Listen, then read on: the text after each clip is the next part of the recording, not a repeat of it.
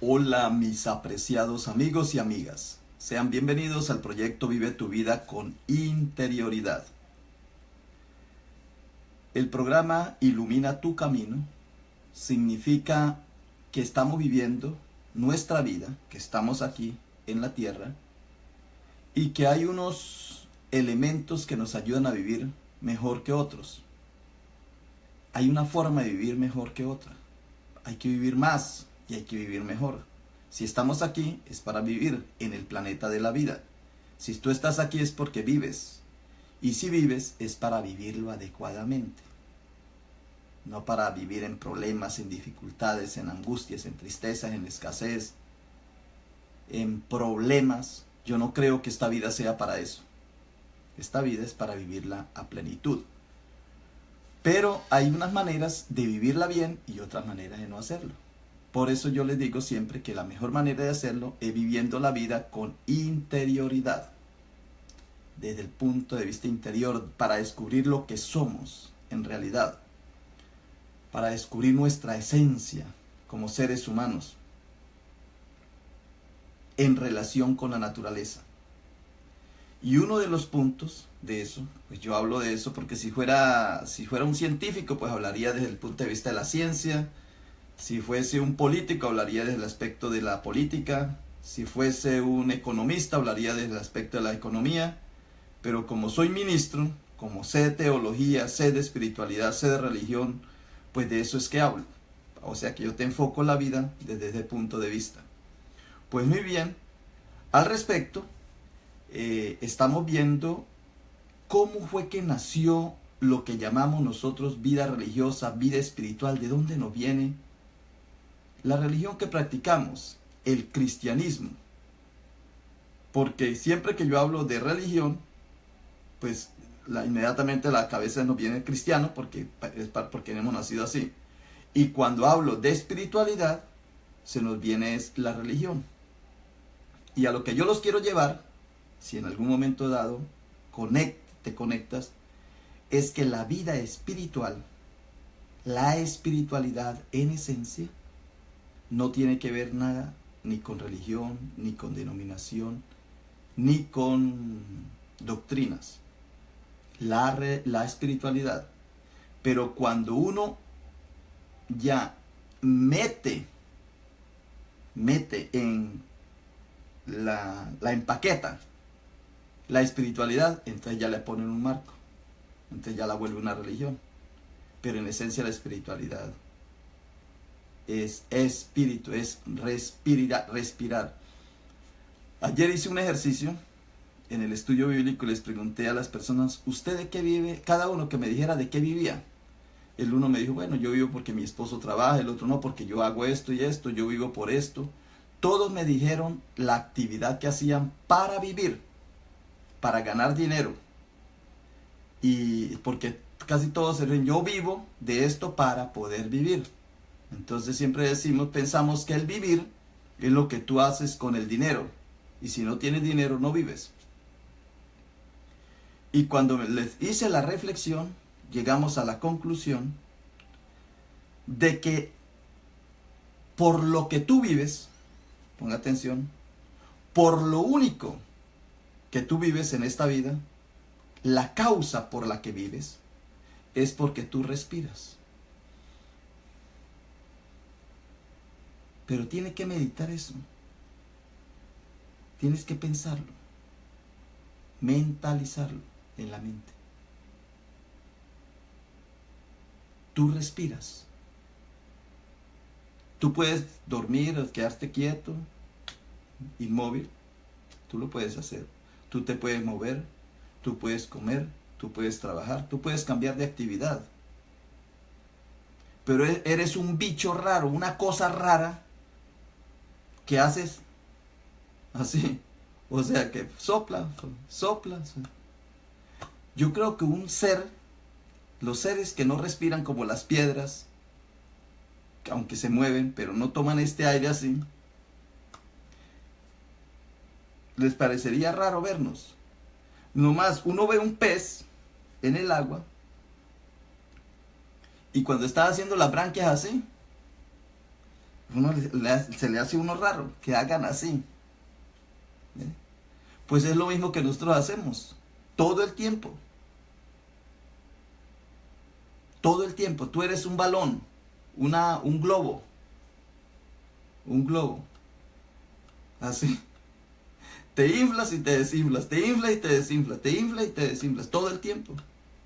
Una cosa rara, eres tú. Yo no sé si tú te habías percatado de eso. Una cosa rarísima, haces así, vea. Este es el movimiento que tú haces. Pero como estés para arriba, entonces, así. Una cosa rarísima. Todo el tiempo así, mire, es una cosa que no te puedes quedar quieto. Porque si tú te quedas quieto en ese movimiento de soplar y se quitar, inhalar, exhalar, inhalar, exhalar, inhalar, exhalar, todo el tiempo. Por eso es que tú vives. Esta cosa está aquí, esto es muy útil. Pero esta cosa no está haciendo así. ¿Sí? Yo miro otras cosas, objetos.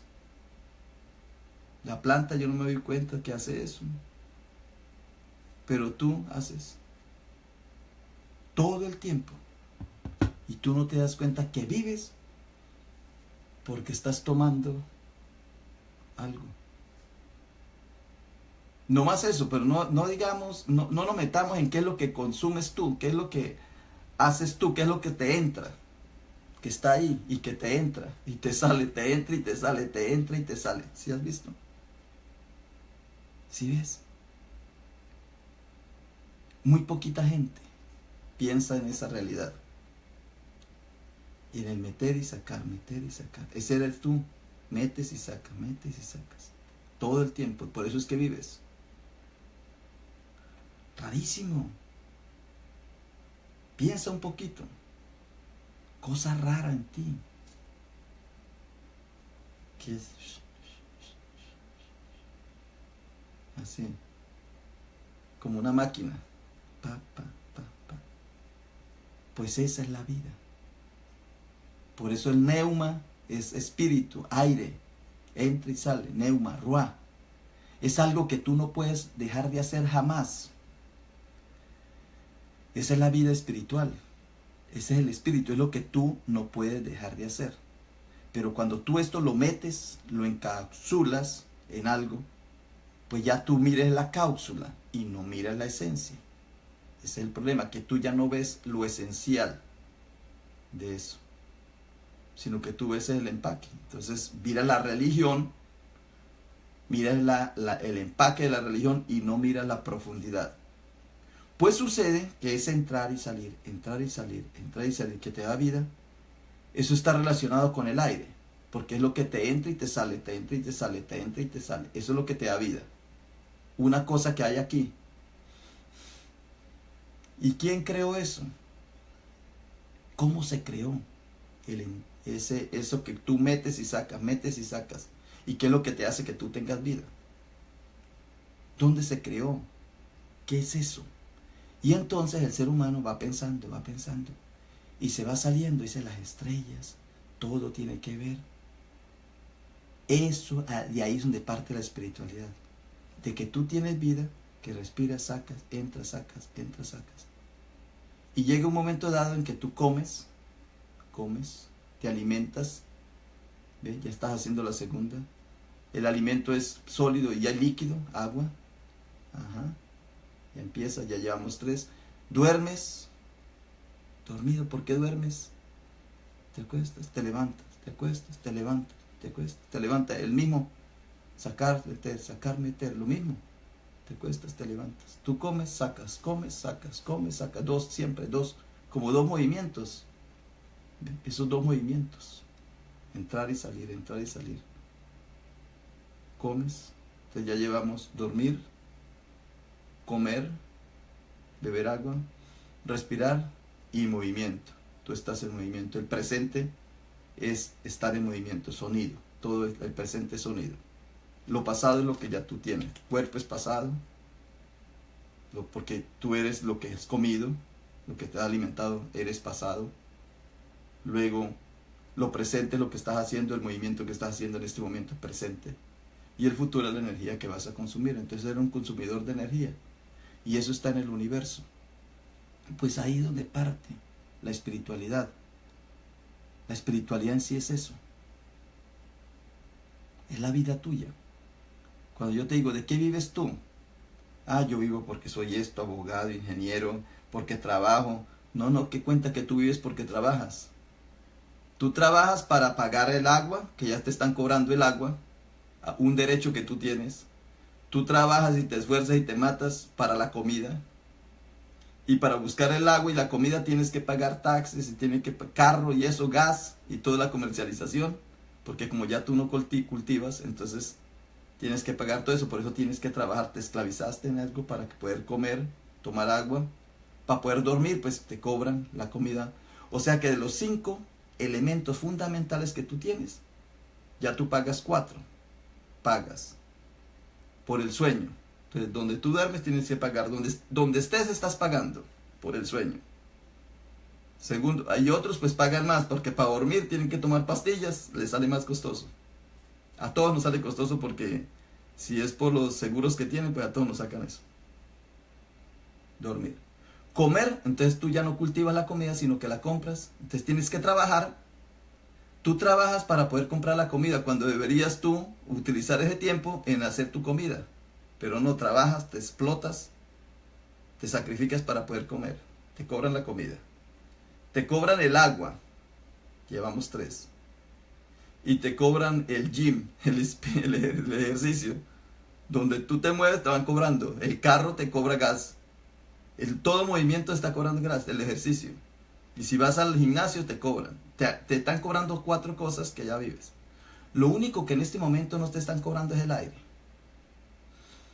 Pero va a llegar un momento en que ya, dentro de poquito, te van a cobrar el aire. Porque hay que cobrarlo, porque ¿cómo es que tú gastando aire? Hay que cobrarlo. ¿Ve? Entonces la vida se convierte en una comercialización. Cuando deberías vivir. Eso es el problema que nos pasa a nosotros y por eso no somos capaces de vivir la espiritualidad, porque la comercializamos, la convertimos en un negocio, en un business, como llaman acá. Bueno, ¿de dónde viene eso de que hayamos cambiado, ponga atención, de que hayamos cambiado la espiritualidad por religión? Es desde la época de los egipcios. Cambiamos espiritualidad por religión. Y ya ayer les explicaba cómo para los egipcios la vida era el río Nilo, que cuando bajaba había escasez, cuando subía había muerte porque todo eso moría, pero al volver a descender las aguas quedaba un negro, oscuro, el lodo, oscuro, el humus, pero ahí producía la vida. Entonces era como un ciclo. Muerte, resurrección, muerte, resurrección, vida, muerte, resurrección, vida, muerte, resurrección, vida. Eso que llamamos nosotros que vamos a resucitar, eso viene de allá. Pero nosotros ya lo convertimos en una religión. Y para ellos era un ciclo normal, un ciclo de la vida. De eso es que les estoy hablando. Entonces vamos a ver cómo me va con el tiempo hoy, porque hoy hay mucha información. Y me preguntan y yo contesto. Cuando me digan no, que vea que una cosa y esto, yo voy contestando las preguntas que ustedes me hacen, yo les voy contestando. Muy bien, vamos a ver dónde fue que me quedé ayer. Bueno, yo creo que ayer cerramos el ciclo. Ayer quedamos un ciclo. Voy a empezar algo nuevo para hablar sobre la religión, porque siempre relacionamos vida espiritual con religión. Ya les expliqué que era la vida espiritual, que era solamente respirar aire, eso que haces así. Ahora, ¿por qué lo tomamos como religión? Entonces voy a pasar la cámara para que observemos. Muy bien. Todo esto que vemos, todo esto que estamos viendo, voy a correr aquí, a ver si me sale mejor.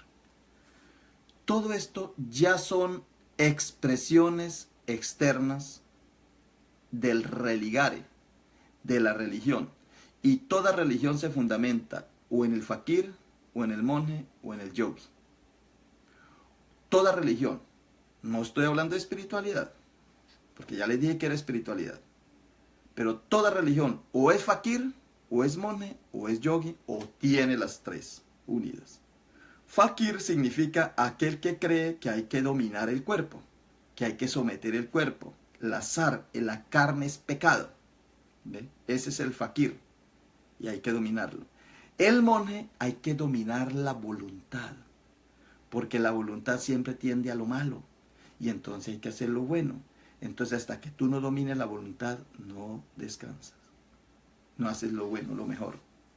Y está el yogi. El yogi ya no es dominar el cuerpo solamente, ni dominar la voluntad, es dominar la mente, el pensamiento, no pensar cosas malas, siempre pensar cosas buenas, ¿sí ve? En lo espiritual no se está hablando de eso, en lo espiritual también hay dos, entrar, salir, sacas una cosa, entras otra, comes una cosa, sacas por detrás otra. Entonces la comida se vuelve estiércol, heces. La respiración, tú respiras aire y sacas gas carbónico, oxígeno, gas carbónico, ¿ve? O sea, el gas carbónico no es malo, ni el oxígeno es malo. Nosotros no decimos, uy, yo estoy expulsando por la nariz cosas malas. Tenga. No, porque eso que tú estás expulsando es vida para las plantas. ¿Ve? En el espíritu, tú no dices malo o bueno. En el espíritu, tú sacas aire, metes aire, sacas aire, metes aire.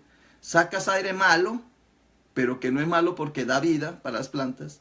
Y metes aire bueno, que para la planta es malo porque a ella lo intoxicaría, pero para nosotros es bueno. Pero ya en religión, ya entra el fakir, el monje y el yogi. Todas las religiones, todas las denominaciones y todas las doctrinas se centran en esto. No hay otra. Todas, ve aquí. Los más modernos que nosotros tenemos en el cristianismo es por este ladito, lo que llamamos pentecostalismo, cristianismo, no denominacional. Ellos también tienen esta facultad. Hay que hacer ayuno, hay que dominar el cuerpo, o hay que dominar la voluntad, no pecar, no hacer cosas malas. ¿Ve? Por eso el pastor predica, no hacer cosas malas. O domines tu mente. Entonces, pienses en algo, leas esto, construyas esto, hagas esto. ¿Sí ve? Cuando en realidad la espiritualidad no tiene nada que ver con eso. La espiritualidad es vivir, entrar, sacar, entrar, sacar, entrar aire, sacar aire, entras oxígeno, sacas gas carbónico. Tú no te das cuenta que estás sacando algo malo, no dices, voy a expulsar a Satanás. Ah, bueno, los pastores que hacen exorcismo sí. Sacan con el aire, sacan al diablo, ¿eh? Sacan malo. Lo que están sacando es el gas carbónico de su cuerpo. Pero son símbolos. Todas las religiones, todas las 7.000 millones de personas que practican una religión, tienen que ver con fakir, monje o yogi. O mejor dicho, tienen que ver con el cuerpo, con la voluntad, la mente, y con la voluntad es el corazón, y con la mente que es el yogi. Que son los tres cerebros: cerebro racional, cerebro del límbico de las emociones y cerebro del interno, del reptiliano. Ahí están los tres cerebros. Tú te ubicas. No sé si que estás dominando tú tu cuerpo, pues domines tu cuerpo, entonces estás haciendo ayuno, penitencia, sacrificio, porque este cuerpo es malo. ¿Ve? Entonces hay que castigarlo. O estás la mente. Entonces no pienso esto, no pienso aquello, no miro aquello, no, si miras te pecas, O la voluntad. Ah, voy a hacer esto. Sí, yo lo puedo hacer. Yo tengo fuerza de voluntad para dominarme. ¿Ve? Siempre está en eso, las religiones. Pero la vida espiritual no es eso. Pero me voy a ir por el lado de la religión, para que entendamos que la vida espiritual, cuando se convierte en religión, ya la dañamos. La vida espiritual en sí, estoy hablando de la vida espiritual. ¿De dónde nos viene eso? Pues desde que el ser humano es ser humano. El ser humano, según los antiguos, según la arqueología, se puede observar ya les dije, había dicho esto en otra ocasión, se puede observar que el ser humano aquí nace en lo rojo, o sea que los restos más antiguos de la humanidad se aparece aquí, y luego la humanidad se fue desplazando por estos lugares, por estos lugares, por estos lugares. Se fue desplazando. Entonces fue saliendo. Egipto queda acá, en este ladito. Luego de aquí repercute en todas las culturas. De aquí nace el religare, pero también nace la espiritualidad. ¿Y qué es la espiritualidad para un egipcio? Pues la espiritualidad para un egipcio era esto. Era marzo, abril, mayo y junio recolectaban, tenían una excelente cosecha. ¿Por qué? Porque en julio, agosto, septiembre y parte de octubre el río Nilo se inundaba. Ve, aquí está bajito, está poco. Aquí están las riberas del río, secas, y aquí ya llenas de agua. Pues sucede que cuando el río bajaba, dejaba aquí todo el humus para ellos poder sembrar.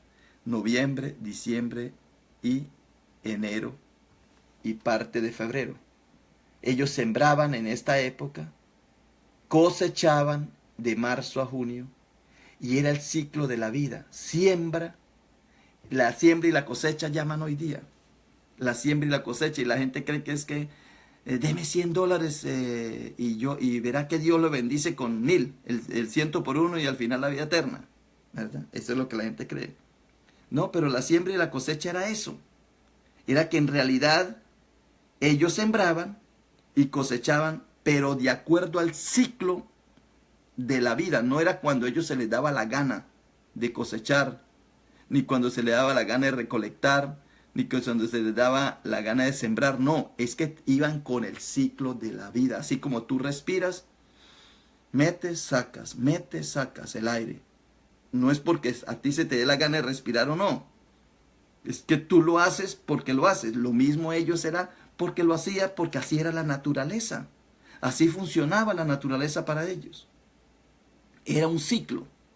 Muerte, vida, muerte, vida. Había inundación, era la muerte. Luego sembraban, había como resurrección y luego recolectaban, era la vida. Era el ciclo de la vida, era el ciclo de la vida normal. De aquí nace la espiritualidad. La espiritualidad es un ciclo normal de tu vida. No tienes que fingir nada, no tienes que aprender nada, no tienes que desear nada, no tienes que hacer nada. Como ellos no tenían que hacer nada para que el río Nilo se inundara, bajara, dejara el abono, ellos simplemente sembraban y después recolectaban, y eso volvía a morir porque volvía el río a hacer estragos. E imagínense, el agua pues subía, era una muerte. Era como dicen que el bautismo, que es entrar al agua, el bautismo, ¿no? Por inmersión, se sumergía y sale un hombre nuevo. ¿Ve? Sí, pero eso es un rito. Pero es que en la vida real, espiritual, ellos así era que vivían la espiritualidad. La espiritualidad para ellos era que el río estaba seco, y luego salía, le inundaba, venía la inmersión, se metían, el agua se metía, la tierra se metía bajo el agua cubría la tierra, y luego al quedar seco eso traía una bendición. La muerte trae vida, trae bendición, ¿ve? Algo que se moría debajo de las aguas traía nueva vida. Era el bautismo, de ahí nace lo del bautismo, pero nosotros ponemos el bautismo como un rito. Como dicen por ahí que meten un gato al agua y lo sacan. Metieron un gato seco y sacan un gato mojado. No tiene sentido. Por eso hoy día la religión para nosotros pues no tiene sentido, porque le hemos perdido el contenido, la esencia. Es como si tomáramos agua y le quitáramos el H2O y dijéramos que eso es agua. Pues no es agua. La vida espiritual de ellos era un ciclo. La vida espiritual era en realidad de verdad. Era vida de verdad. La vida espiritual para ellos era vida espiritual. De ahí nace lo que llamamos religión hoy día. Y esto era así, esto era normal para ellos. el ciclo de sembrar, cosechar, esperar, sembrar, cosechar, esperar. Y aquí nace, vea, cosecha y ganadería. En este ciclo de vida de las 3 etapas, pues ellos cultivaban 2 cosas: la agricultura y la ganadería. Eso les daba vida a ellos.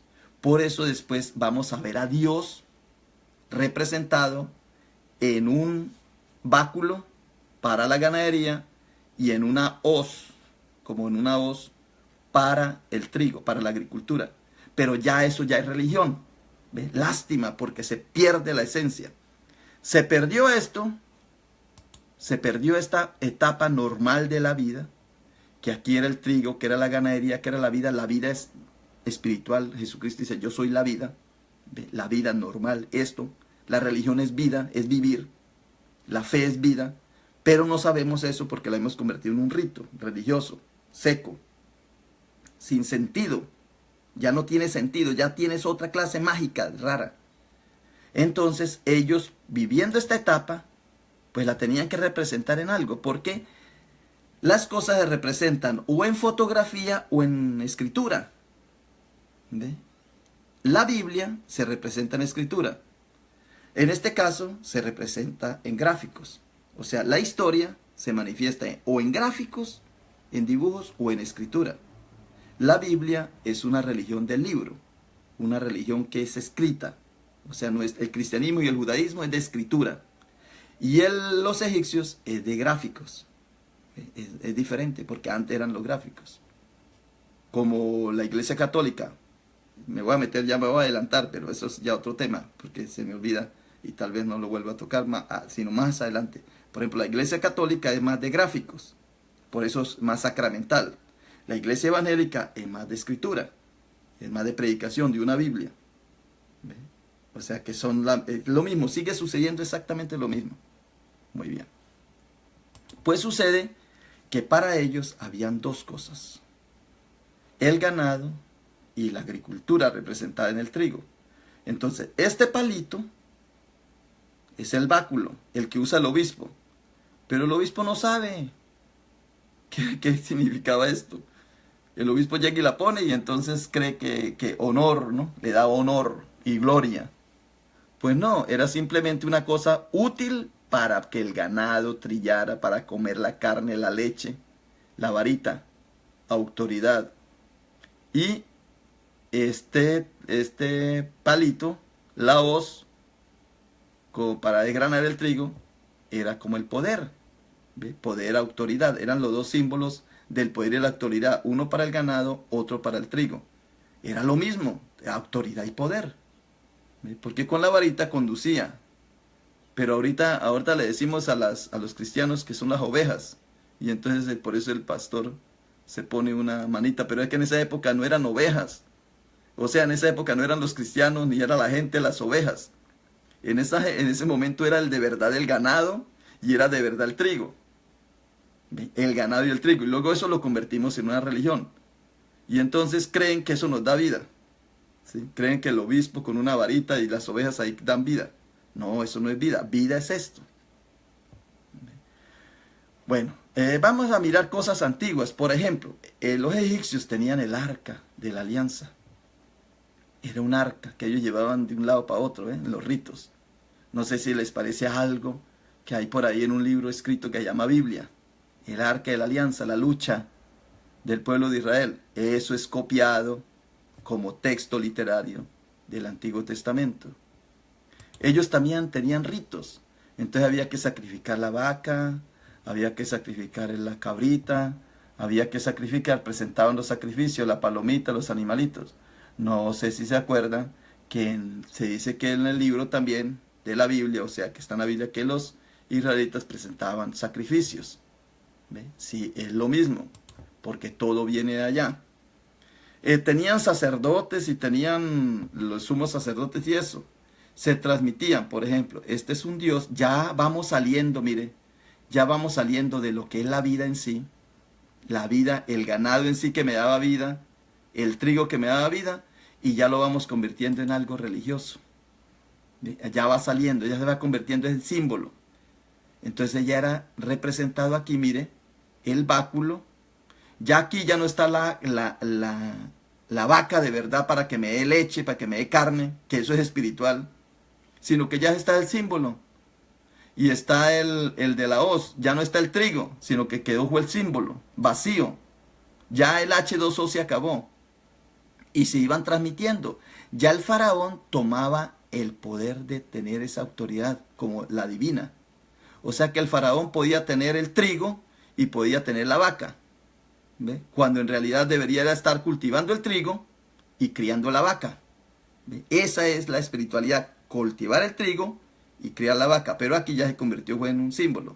Entonces la gente viene a la iglesia a buscar el trigo y a buscar la vaca, cuando debería ir al campo a criar la vaca y a cultivar el trigo. ¿Sí ves? Pero vienes a buscarlo, Dios me lo dé, Dios, porque eso viene de allá, de atrás, se va a buscar esto. El sacerdote, mire, este era con una piel, se vestía, recuerda que Juan el Bautista era hijo de Zacarías, que era sacerdote, todo esto es egipcio, todo esto era de egipcio. Entonces se vestía con piel, venía del desierto, de Egipto por allá, vestida con piel, hijo de Zacarías. Los sacerdotes se heredaban, los hijos heredaban lo de los padres. Y era así se vestían los sacerdotes y ofrecían, hacían las ofrendas al Dios. Ya esto, lo que antes era el trigo y era la vaca, ahora se les había convertido en una simbología de ritos, cuando ya se le había perdido la vida, la esencia. Aquí vemos a dos sacerdotes, mire, dos caras aquí, presentándole al Dios Horus, presentándole las ofrendas, ¿ve? Las ofrendas. Cuando en realidad lo que tenían que hacer era seguir cultivando el trigo, o sea, seguir cultivando la tierra, eso es espiritualidad, y seguir criando el ganado, que era lo que les producía vida, como tú respiras. Y luego, pues fueron creando los dioses. Y esta, Osiris, Isis y Horus, ¿por qué nos sirve a nosotros? Porque de ahí fue donde agarró el cristianismo. El Osiris, que es el Dios Padre. El Isis, que es María, para los católicos, los cristianos pues ya rechazaron eso, pero no se puede quitar porque de todas maneras Jesús nace de María. El Horus nace, Horus, vea, el Horus, aquí lo representan con una mitra. Recuerda el dios Mitra que veíamos ayer, ¿ve? Con ese símbolo. Aquí vemos al Osiris con las dos varitas. Mire, esto es antiquísimo de la época de ellos. Aquí vemos el báculo, símbolo del ganado. Y aquí vemos el flagelo, silicio, símbolo del trigo. Y estos dos producían vida. Era la espiritualidad para ellos, el ganado y el trigo es lo que les daba vida, como el respirar les daba vida. Pero aquí ya se había convertido en un rito, en un símbolo ritual, carente de vida, pero sí con mucha simbología. Isis, la que tuvo a Horus, de una manera mágica, así como nació Jesús de manera mágica, así nació Horus. De una manera por Dios, hijo de Dios, ¿ve? Así, exactamente lo mismo. Voy a seguir con la misma, aquí lo de Horus, y se va a correr acá para poder leerlo, que aunque ya lo sabíamos, pero volvemos a repetirlo. Osiris es el esposo, Isis es la esposa, Horus es el hijo. Aquí está representada la muerte y la resurrección, porque en la época de egipcia, quien murió fue el de blanco, el puro. Este fue el que murió, porque le quitaron el trono que él tenía, alguien lo usurpó. Y cuando uno lee la Biblia, están esos dioses ahí metidos. Lo que pasa es que después lo vamos a ver. O sea, yo estoy presentando esto, pero después me le meto en la Biblia, claro. Pero tenemos que ir despacio. Porque se ve debajo, hagamos al hombre. Se ve que encima del Dios Jehová, del Dios Yahvé, como que hay otro Dios. Como que hay algo diferente a él. Claro, porque es que para los egipcios hay un Dios por encima de ese Dios Padre. ¿Ve? Por encima hay otro. Hay el nous para los griegos. Y eso está en la Biblia, pero eso lo vamos a ver, se lo voy a probar por la Biblia. Porque después vamos a agarrar la Biblia y todo lo que yo he dicho aquí está en la Biblia. Entonces aquí tenemos los tres representantes de la religión. Vemos siempre, mire, que aquí vemos al Horus, al Osiris, este es el Osiris, lo vemos con los dos disciplinas, discipulados los que siguen, pero ya vemos aquí a Isis con el báculo y algo que cambió dentro. Más adelantico se lo explico, vea, en la mano está la llave, a ti se te dará la llave, Isis se la da al hijo, le da el poder, y el hijo se la da a Pedro. ¿Ve? Aquí tiene las llaves. Lo que ates en el cielo será atado en la tierra. Lo que desates en la tierra será desatado en el cielo. Lo que ates y desates. Lo que desates y ates. Lo que ates en la tierra quedará atado en el cielo. Lo que desates en la tierra quedará desatado en el cielo. Y este símbolo ya lo vamos a ver más adelante. Estoy mirando cómo se cambió la espiritualidad a religión. Cómo tomó. Mire, aquí vemos a Horus ya divinizado, con toda la simbología del ojo, de la cara de halcón, y ya se le rendía honor y gloria. ¿A quién se le rinde honor y gloria? Al Hijo, que está sentado en el trono, está sentado en el trono. A la diestra del Padre. Mire, aquí está. Está el Padre, que es Osiris, con los dos báculos, o con el báculo y el cilicio, el flagelo, el trigo y el ganado, muy bien hasta ahí. Y mire que siempre le presenta a Osiris, se le presenta verde, porque era el trigo verde, la vegetación, era el dios de la vegetación, el dios de la vida. Y también se le presenta negro, cuando quedaba como tierra, cuando el humus, venía la inundación, eso quedaba negro, la tierra, luego verdecito, y luego trae negro, inundado. Era el ciclo de la vida.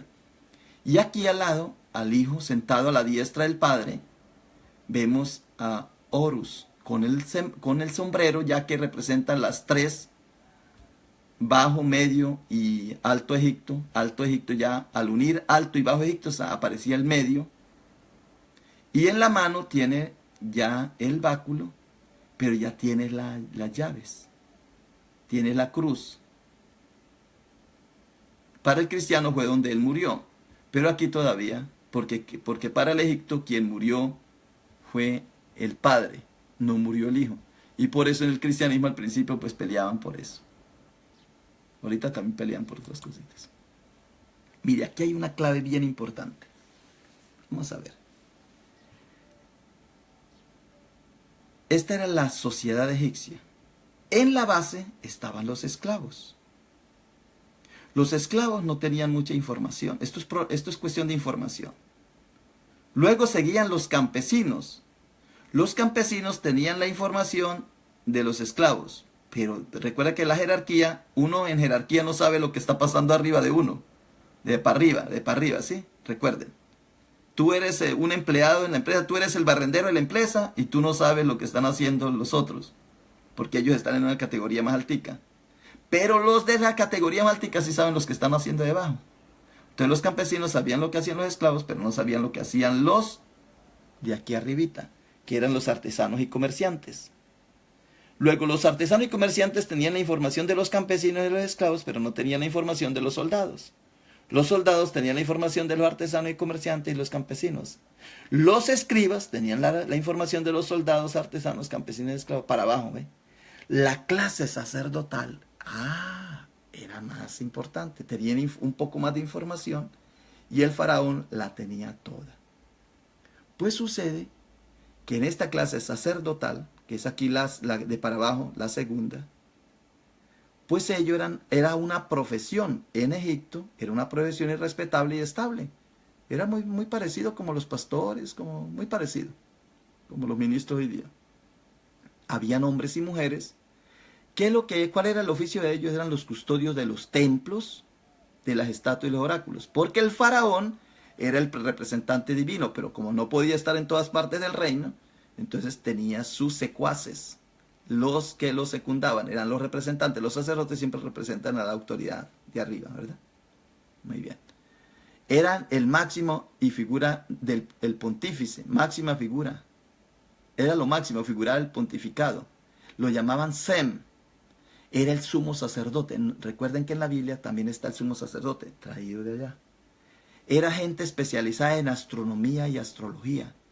¿Por qué? Porque ellos todos los días tenían que hacer unos ritos para que el sol saliera. El sol salía porque ellos hacían los ritos. Si ellos no hacían los ritos, no salía el sol. Mire cómo se fue cambiando la vida. Lo que antes era respirar, trigo y ganado. Lo que antes era dormir, comer, tomar agua, respirar y hacer ejercicio. Ahora ya se fue convirtiendo en unos ritos. La única manera de que el sol saliera era que el sacerdote hiciera el rito en la mañana. Y si el río crecía, la crecida del Nilo era porque tenían que hacer un rito para que creciera el Nilo. Si no, no crecía el Nilo. Entonces el sacerdote tenía que saber de astronomía y astrología para poder ir a hacer el rito, porque si lo hacía antes, imagínense, se equivocaba. Tenía que ya llevar algo, y ya lo vamos a ver más adelantico. También hacía la apertura de la boca, de la nariz, de los oídos para producir vida. Cuando el faraón moría, el sacerdote iba y hacía la apertura de la boca. Y hay mucha información, mucha información sobre esto. ¿Para qué abrían la boca? Jesucristo abrió la boca, tomaba saliva, tomaba barro, abría los oídos. Había un ciego de nacimiento y entonces tomó barro y fue y se lavó. Todos los ritos que hacía exactamente como hacían los de Egipto.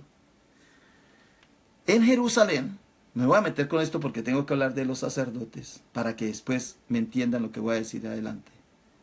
En Jerusalén se hicieron, según ellos, se hicieron 3 templos. El templo de Salomón. Salomón significa Shalom, paz.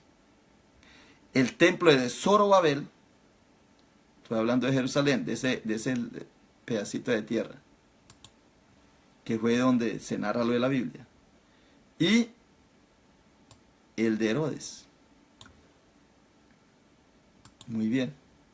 Ahí tenemos 3 templos. Salomón, Shalom, paz. Y recuerden que Salomón se emparentó con la hija del faraón. ¿Qué significa eso? Que cuando Egipto se tomó a Jerusalén, los egipcios hicieron el templo de Jerusalén. Les hicieron que ellos tenían que adorar a los dioses egipcios, porque Egipto fue un imperio. Luego, cuando Babilonia se tomó el poder, entonces vinieron los de Babilonia y les impusieron a esa tierra un rito babilónico. Zorobabel, recuerdan que fue el que promovió el templo, que recuerdan el rey Zorobabel, significa semilla de Babilonia. ¿Okay? Zorobabel. El templo era todo lo que significaba en Babilonia. Y Herodes significaba dragón del fuego. Recuerden que era el que les hizo, cuando vino Jesucristo, según en la época de Jesús, ya fue Roma el que les hizo el templo. ¿Ve? Hizo el templo, no les hizo, sino que hizo el templo. Y después, pues vine por último, ¿qué es lo que hay ahorita? Pues los que invadieron y les colocaron el domo de la roca, que se llama la mezquita que está ahí encima de esa explanada. Israel, o los judíos, nunca hicieron nada. Los de ese lugar nunca hicieron nada. Siempre se lo hicieron los imperios, como a nosotros los hispanos, los que pertenecemos a las iglesias cristianas, como la iglesia metodista y eso. ¿Quiénes nos hicieron los templos? A los hispanos, pues los americanos. A los católicos, ¿quiénes les hicieron los templos? Pues los españoles. Los españoles trajeron y les hicieron los templos, las catedrales. ¿Ve? O sea, que venía una religión y les imponía a los otros. Es que es tan fácil entender esto, porque hoy día sucede lo mismo. Eso no cambia. Entonces, ¿quién hizo el templo de Salomón? Egipto. ¿Quién hizo el templo de Zorobabel? Babilonia. ¿Quién hizo el templo de Herodes? Roma. ¿Y quién hizo la mezquita? Pues los islámicos. O sea que ese lugar, cada vez que alguien se le invade, pues le crean una religión nueva, una forma. Pero todo viene prácticamente, no cambia porque como todo es lo mismo, todo viene desde atrás. Los musulmanes le copiaron a los de Herodes. Los de Herodes a los de Zorobabel a Salomón. Sí, porque recuerden que los musulmanes copian de todas las religiones. Si ustedes leen el Corán, es una copia que hicieron, agarraron de aquí, de allá, de las otros que habían y crearon la de ellos. Esto por el lado de la clase sacerdotal, o sea que era muy importante. Ya desde acá, recuerdan quiénes eran los que venían los reyes magos, quiénes eran los reyes magos, quiénes eran los magos, quiénes eran sacerdotes, astrólogos, que pusieron ahí, pero no es que lo pusieron ahí porque sucedió el hecho, era porque ya estaba la historia. O sea, como la Biblia fue escrita, es una narración literaria. Recuerden que la Biblia es una narración literaria. Entonces los ponen ahí porque ya existía la narración literaria en Egipto. Muy bien. Ahora, ve, aquí hay una lucha, ya cuando vengamos a mirar la Biblia, que dice que hablan de los paganos, de los gentiles, y que había que ir contra los paganos. Pues aquí era porque en Egipto existía el pagano, que era el habitante del campo, era la persona rústica. Pero también hay un libro muy bonito, un cuento que se llama El campesino elocuente, que no eran tan rústicos ni eran tampoco tan bruticos. Y ahí habla de la justicia, la dignidad y la alienación. O sea, para evitar la alienación política del campesino, la dignidad, la justicia, y siempre cómo gana la persona, o sea, cómo sabía la persona. Pero al principio, los campesinos eran los encargados de la agricultura y la ganadería. Por este lado era lo espiritual. Por este lado lo espiritual. Por este lado ya era la parte más humana, en la cual ya se habla de paganos, de gentiles. Los paganos eran los que tenían baja, vea. Era mejor ser de aquí arriba, de la alta, porque aquí en la alta sociedad, pues era más importante. Pero los paganos aquí abajo. Sin embargo, la espiritualidad se quedó aquí, mire, porque era la agricultura y la ganadería. Aquí se quedó la espiritualidad. Pero subió aquí y aquí se quedó, fue la religión. Religión arriba, espiritualidad abajo. Religión arriba, espiritualidad abajo. ¿Ve? La espiritualidad, porque aquí es donde se vive la vida. Ahora, entre ellos, cuando quisieron cambiar que todo fuera religión y dejaran de ser espiritual, entonces, claro, esto era lo malo porque quien tenía el poder era lo de arriba. Tenía más información. No sé si me di a explicar, pero ahí vamos. Ahí vamos. Solamente les quiero ayudar a que seamos espirituales. Aquí hay otra práctica que hacían los egipcios. No sé si se les parece algo. Que practicaban también los judíos, que lo aprendieron de ellos. Aquí hay otra práctica. El bautismo. Vemos dos jarras. ¿Ve? Dos jarras derramando el camino, verdad y vida. Yo soy el camino, la verdad y la vida. Esta cruz, ¿ve? Cómo consagraban, le echaban el agua, símbolo del bautismo. ¿Se ves? Consagrándolos al camino, la verdad y la vida. ¿Qué lo vemos representado aquí? Aquí. Vea, camino, verdad y vida ya era Dios, se transformó en Dios.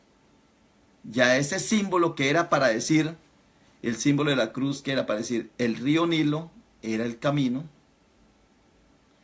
era el equilibrio, mantenía un equilibrio con la resurrección, con la inundación, con ese paso de inundación, sequía para que ellos pudieran sembrar. Era el equilibrio, el río Nilo mantenía el equilibrio gracias a la divinidad, que era esta cabecita.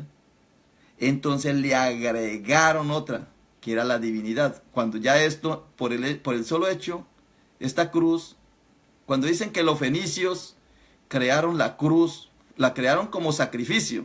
Los fenicios y los romanos la heredaron de los fenicios para sacrificio. O sea, para tortura, para matar a la gente. Pero antes era simplemente un signo de vitalidad. Era el equilibrio de Egipto. El alto, el bajo Egipto, el alto Egipto y el medio. El medio era el que unía a los dos egipcios, los dos Egiptos. Muy bien. Y aquí encontramos exactamente los mismos símbolos, mire. En la mano de este personaje aquí, que es Horus, que es el hijo, lo vemos aquí empujando a este faraón, aquí lo están consagrando. El faraón está ya consagrándose para ser exactamente como Osiris, para ser Dios. ¿Ve? Osiris Dios, y aquí está tomando, ya tomó la hoz y ahora va a tomar el báculo. Aquí lo va a recibir. Después eso cambia, porque ya el hijo le va a dar este signo, que es el símbolo de la cruz, del equilibrio. El faraón es el que mantiene el equilibrio. ¿El equilibrio de qué? De las inundaciones. De que haya inundación, de que se haya sequía, de que luego haya humo, de que haya cosecha. Lo que dijimos ahorita. La inundación, la siembra, la cosecha. Inundación, siembra, cosecha. Inundación, siembra, cosecha. Eso es lo que significa la cruz. Pero para nosotros, pues ya nos cambió, pero yo después explico por qué. Muy bien.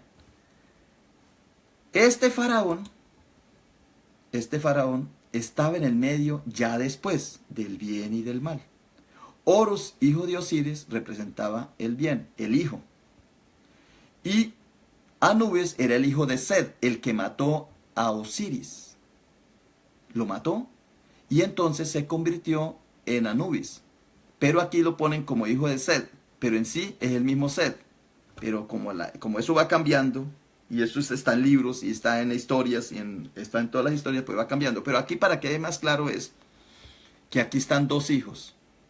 Esta es la representación de la muerte, del malo, del infierno, la muerte, y esta es la representación del bien. Este hijo de uno y este hijo de otro. ¿Sí? Así era como se veía, ellos lo veían. Entonces, este enterraba, disecaba.